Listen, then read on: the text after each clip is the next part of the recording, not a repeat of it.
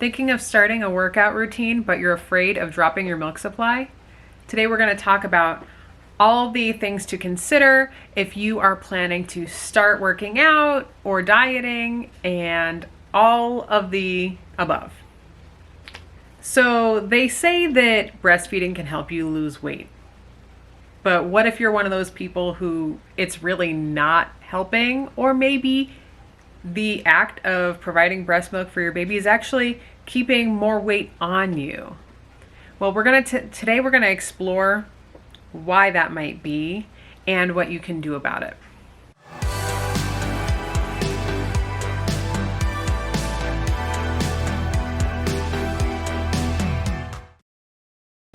My name is Devastacia. I'm a board certified lactation consultant, and I've been in the birth and lactation world for about 5 years now. I've also relatively recently, taken an interest in working out myself, including lifting heavy weights, and doing this while being a nursing mom.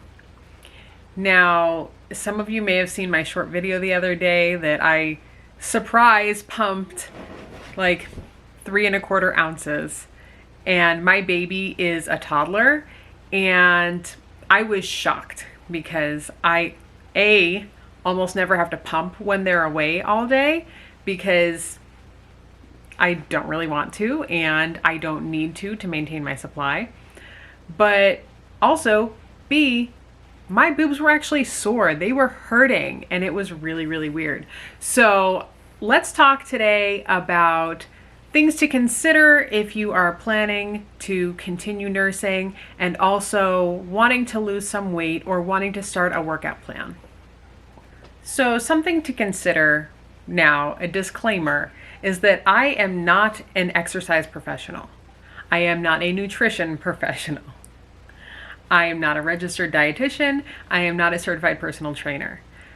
The information that I'm presenting to you today is from my personal experience and my professional experience as a lactation consultant, and my knowledge of how breast milk is made and what your body needs to do to maintain that milk supply. I'd also like to give a trigger warning here because we are going to be talking about calories, eating, diets, and exercise, and weight loss. I don't want anyone who is struggling with body image issues or disordered eating or has a complicated relationship with food. I don't want this to be harmful to you. So, I won't be offended if you skip out here. Just remember, take care of yourself, and there is help out there if you need it. Does breastfeeding actually help you lose the baby weight? For some people it does. And this is often because the act of producing milk actually takes more calories than maintaining a pregnancy does. So if you are eating less after you give birth or the same amount, then that making the milk and maintaining that milk supply may be burning more calories than what you're used to, putting you in a bit of a caloric deficit. So it may help you lose weight. However, I tend to think that a lot of the time that postpartum weight loss that's coming off is, because the weight of the baby, water weight from any swelling that you had and any IV fluids that you had, the weight of the placenta, the increased blood volume that you gained during pregnancy, all these things start to level out postpartum. And obviously the placenta and the baby are no longer in your body. So that also plays a big part in that weight loss. And the swelling, a lot of the time we retain a lot of water during pregnancy, especially toward the end. So just getting rid of that water weight is going to make you look like you've lost a lot more weight. So that being said, you do need more calories to maintain your milk supply. In one of my past videos where I've explained how supply regulation works and how your milk supply actually is. I'll link that video up here. We talked about how during the first couple weeks postpartum, that milk supply is hormonally driven, meaning that when that placenta detaches and is expelled, the hormones in your body fluctuate, and it tells your body that the baby is now on the outside and needs to be fed milk. So your body just begins making a whole lot of milk, and we tend to have quite an oversupply rate in the beginning. Now, when that supply regulates, when it goes from being hormonally driven to supply and demand driven, that's when you'll see that milk supply drop down. And a lot of people panic about that. And that can tend to happen around the time where a lot of people are going back to work, and also right after they've gotten cleared by their doctor to resume normal physical activities such as exercise. And these things all combined can really make a parent freak out. So you've just been cleared at your 6-week checkup from your doctor or midwife that you can start exercising again. So what do? How do you do it safely and protect your milk supply and your body? I personally always recommend starting out with a pelvic floor physical therapist. They're going to tell you what exercises are safe and good for your body and gentle enough that all your organs that are still kind of moving back into place, to kind of support that healing and, give you good form and help you with those kind of aches and pains postpartum that might come from holding a baby more often, that, the muscle strain in your back if you didn't have the best breastfeeding posture, and all of those kinds of things. And any soreness, pelvic floorness, any pelvic soreness resulting from your birth, anything like that, a pelvic floor physical therapist is going to be your best friend with resuming exercise postpartum. Now, if you don't have a physical therapist near you who specializes in pelvic, or sometimes called women's health, that's okay. Start slow. If you can get a telehealth appointment, that's going to be better than nothing, because then at least they can discuss your concerns with you and give you a place to start. But that has nothing to do with milk supply. That is just a purely physical, like, I was a doula before I was a lactation consultant, and I was a mom before I was any of that. And it's important.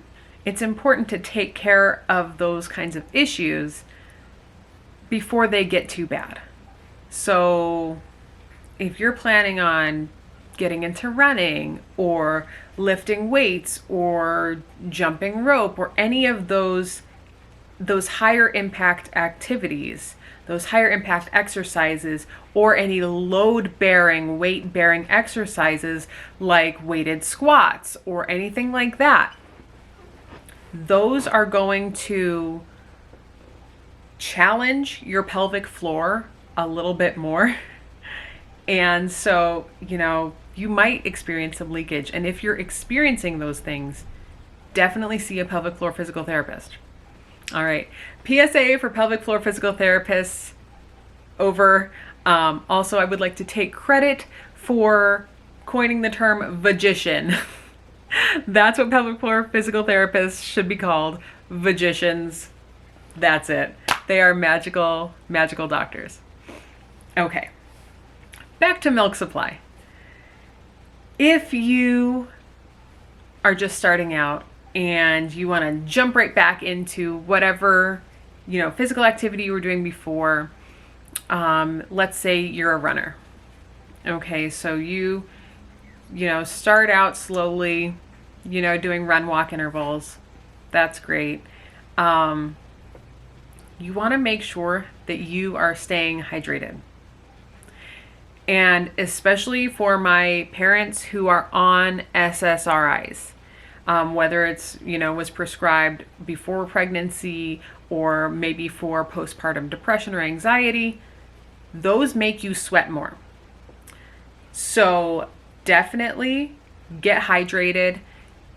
Do your best to, keep your electrolytes up. You might need to get a bigger water bottle. Keep that with you all the time. Get things like the liquid IV, or one that I really, really love actually is and this is not sponsored. I pay for all my products that I get from them. The Booby Superfoods Hydro Mom in the blue raspberry lemonade flavor. Those little packets. It's like kind of like liquid IV where it comes in a little packet and you mix it in your water. That is so, so good. Like, it tastes amazing and it makes you feel really good. It's got a lot of like B vitamins in it. I love that. Helps me stay hydrated. And it's, it has a taste that's not quite as boring as just plain water can get. However, I always mix it in a big tumbler cup that, holds like 30 ounces. And that way it's not quite so strong of a flavor, but I'm getting way more water in that way. So that is a great option. This is like where a lot of people recommend Body Armor, those Body Armor drinks, because they say it can boost your milk supply. The reason it's boosting your milk supply is because it's getting you hydrated. Coconut water is in Body Armor, and that is, full of electrolytes. And, it's a great option. So just remember to stay hydrated. Another thing, if you're resuming working out, eat enough calories. Eat enough food. You're going to want to really focus on your protein intake. And it doesn't have to be, animal-based protein or plant-based protein. Either one, combination, that's great. You want to make sure that you're really eating enough protein, because that is so important for your milk supply, and not eating enough protein can definitely bring your milk supply down. Remember, breast milk is a blood product. So it is made from your blood. And what do you need to support making red blood cells and to support your body doing its body things? Is you need protein, and you need iron and calcium and all those things that come in a healthy, balanced diet.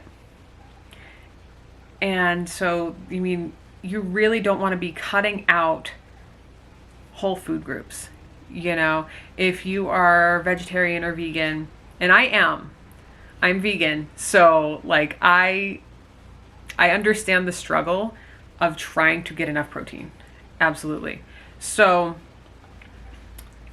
this is where, those protein shakes can come in handy. Protein bars, they are not meal replacements. Do not use them to replace full meals. Use them as part of your meal. And registered dietitian Abby Sharp, I love her. I love her channel. Go check her out. She has amazing ideas and recipes to help you get more protein and really balance your meals, so you are eating all the things that you want to eat and really balancing out all the elements and making a really delicious meal that fills you up and supports your body. And it's amazing. So check her out. I love her. I want to be friends with her. That being said, make sure you're getting enough protein with every meal and every snack. Try to, just boost that up as much as you can. And that's going to support not only keeping your body functioning the way it's supposed to, it's going to support your milk supply, and it's going to support your muscle growth. Because pregnancy and postpartum are really hard. And especially if you've had a very difficult birth that keeps you in bed for a long period or really limits your mobility like a surgical birth would, or a birth where you had extensive tearing or an episiotomy that makes moving around really difficult. You can lose muscle mass really quickly, so eating enough protein is going to help your body rebuild and repair itself. Now remember, when that placenta expelled, that left a huge wound inside of your uterus. And so whether you're recovering from a surgical birth via, the C-section that has cut your uterus open, even if you didn't have that, you have a wound in your uterus from the placenta detaching. Let's take a look at the uterus and the placenta here. So this is from, childbirth education classes. So this bag is like the amniotic sac. Okay, and there's the umbilical cord that would attach to baby inside there. So baby comes out. This is still inside of your body. There's the cord. We're going to assume that this baby had delayed cord clamping and then was, detached from the cord. So this placenta is still stuck to the inside of your uterus. When that comes away and is born, all this was just attached to the inside of your uterus.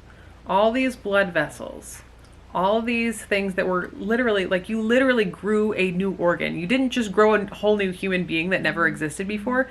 You grew a whole new organ that was only made to support that new human. And once that human's out, you don't need this anymore. So it just peels itself right off, peels off the side of your uterus while your uterus is contracting down and your body pushes that out.